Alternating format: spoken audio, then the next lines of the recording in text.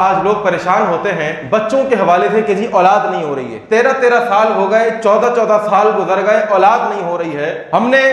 Medical test کروا لیے، reports بھی ساری کلیئر ہے، ڈاکٹرز کہتے ہیں کہ جی ایسا رپورٹس میں کوئی مسئلہ نہیں ہے کہ جس کی وجہ سے اولاد نہ ہو رہی ہو۔ ویسے ہوتا یہ معاملہ اللہ کی طرف سے ہے، لیکن کچھ چیزیں ایسی ہوتی ہیں کہ جس کی وجہ سے یہ معاملات رکے ہوئے ہوتے ہیں۔ میں چونکہ خود روحانی معالج ہوں اور میرے اپنے تجربے کے اندر یہ بات آئی ہے کہ جن کے ساتھ خدا نہ خواستہ کچھ جناتی مسئلے مسائل ہوتے ہیں، وہ اس مادے کو بیٹھ کر کے کھا رہے ہوتے ہیں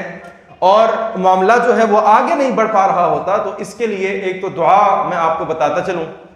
کہ اس کو کثرت کے ساتھ جن کا حمل ٹھہر چکا ہے وہ بھی اس کو پڑھیں،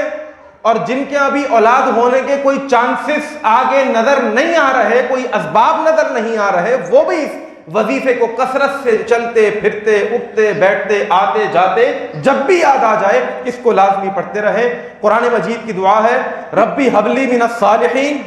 ربی حبلی من لدنک ذریۃ طیبہ انک سمیع الدعاء۔ اور ایک تیسری دعا ربنا حب لنا من ازواجنا وذریاتنا قرۃ اعین، اللہ کوئی ایسی اولاد نہ عطا فرما دیجیے کہ جو ہماری فرما بردار نہ ہو، قرۃ اعین، ایسی اولاد عطا فرما کہ جو ہماری آنکھوں کا تارا ہو، اس کو دیکھ کر ہماری آنکھ خوش ہو جائے۔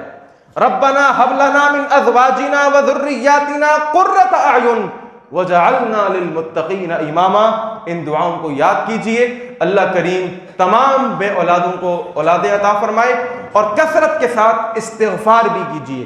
استغفار کی برکت سے اللہ سبحانہ و تعالی صرف اولاد نہیں، اولاد نرینہ بھی عطا فرماتا ہے۔